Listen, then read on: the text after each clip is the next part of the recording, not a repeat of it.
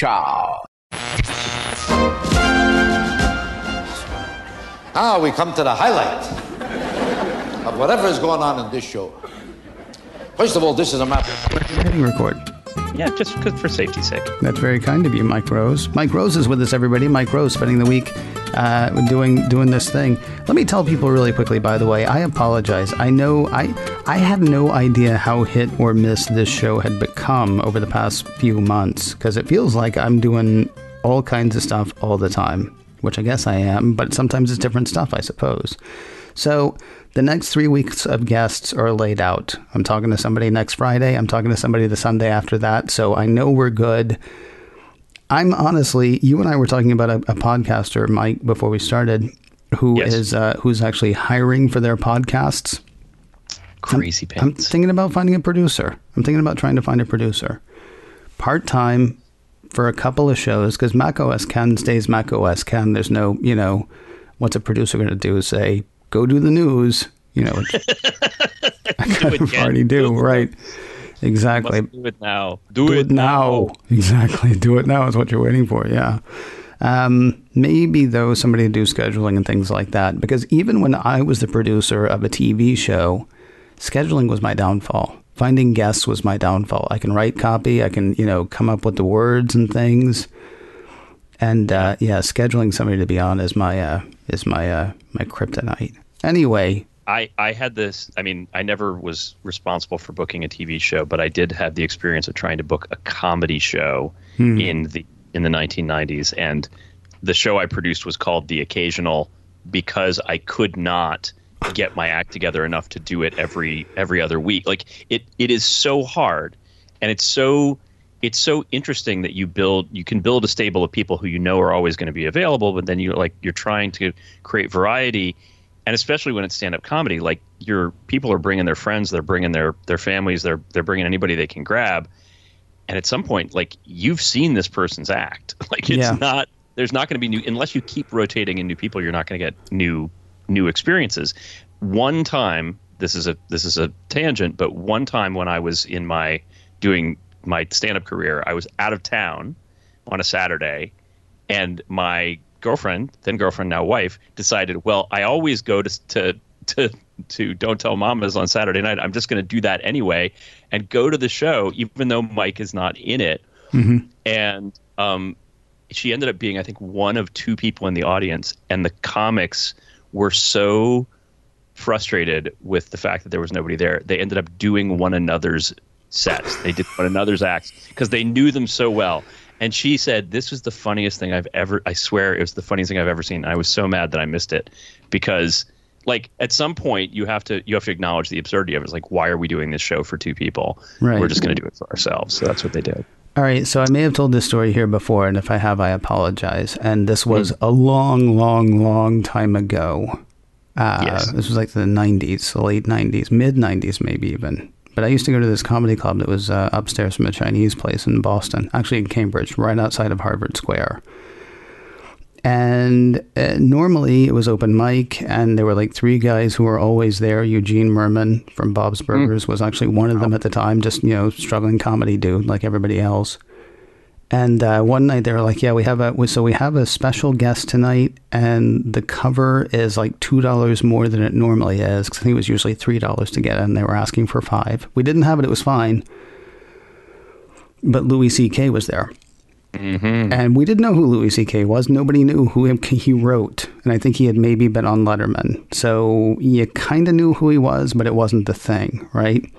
Yeah. So we went on Friday night, and he was supposed to be there Friday night and Saturday night, and he had gotten a fight with a club owner in Boston because he was supposed to be playing a place that seated between 500 and 1,000. Mm-hmm. He was supposed to be getting real money, but they got in a little tussle or whatever.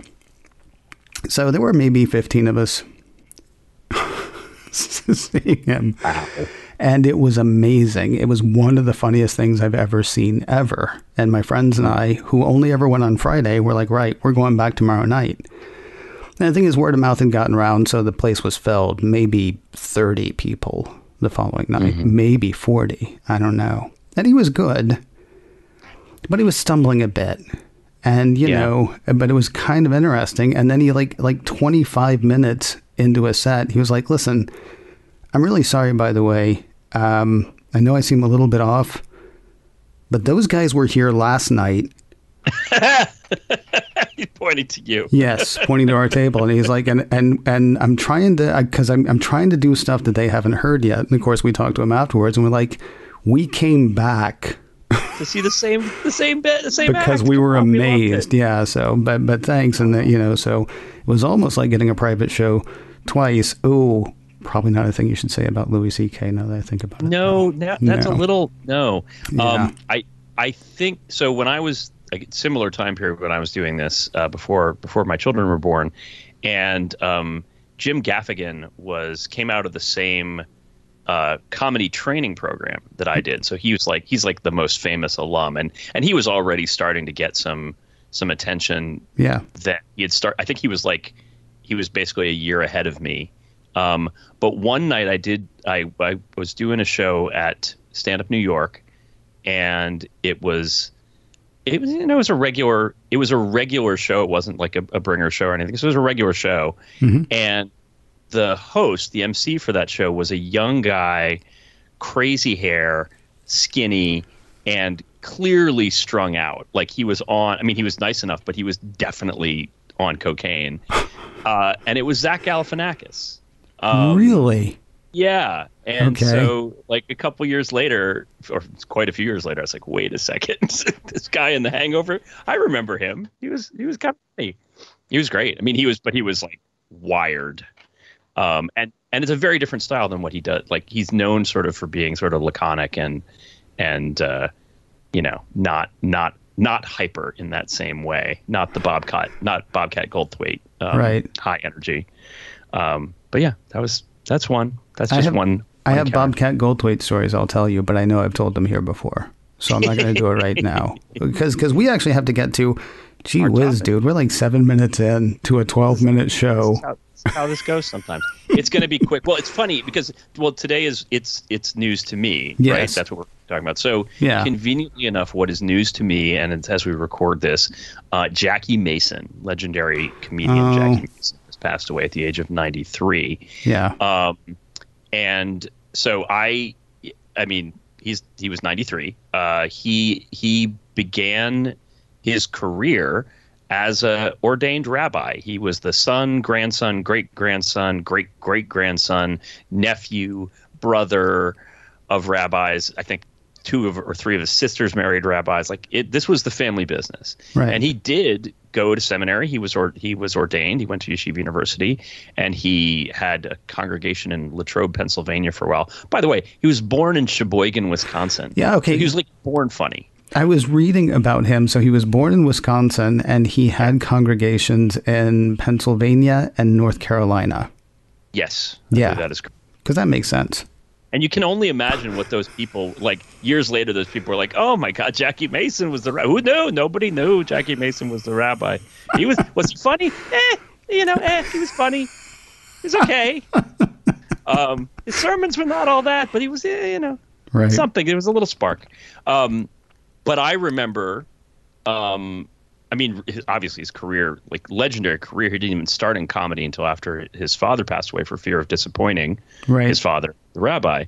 But I didn't realize that he was blacklisted from TV for quite some time after an unfortunate incident on the Ed Sullivan Show, where the show was live, but it was preempted midway through by a speech by President Lyndon Johnson.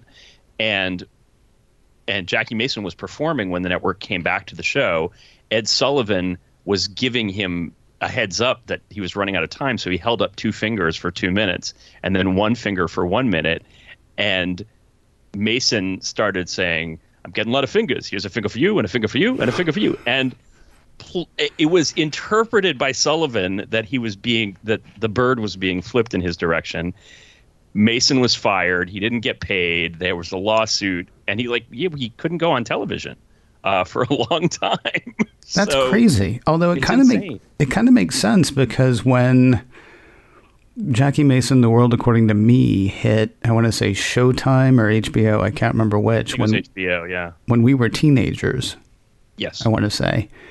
it was sort of like it was heralded as a comeback in a way, or at least that's how it plays in my memory. And I know I was not conscious, and I was a comedy guy. I mean, I didn't do comedy, but I was a comedy guy, and I had no idea who Jackie Mason was until that hit. And then he was after. I didn't know who he was either, and when his show came to Broadway, I went to see it with my grandparents. And and my grandfather, my father's father, Frank Rose, was a funny guy. He was theatrical. He was funny. He was known within the family for being very funny and always with a joke. And he produced plays and musicals, and he did a lot of different stuff.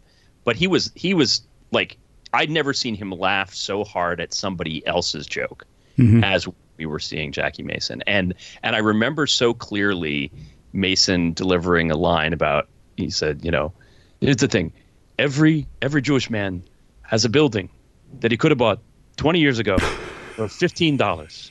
And he would have, too, if it weren't for those bastards. And I swear, my grandfather fell out of his chair. He was laughing so hard. It's like, and I also saw my father in that. It's like, oh yeah, I've heard some of this, like, if it weren't for those people, this would have been successful. With my dad, it was like a pizza business that was like hot dog carts. So it was pizza on a la carte. That was his big entrepreneurial thing that did not take off. But it's like, if not for those bastards, the pizza thing.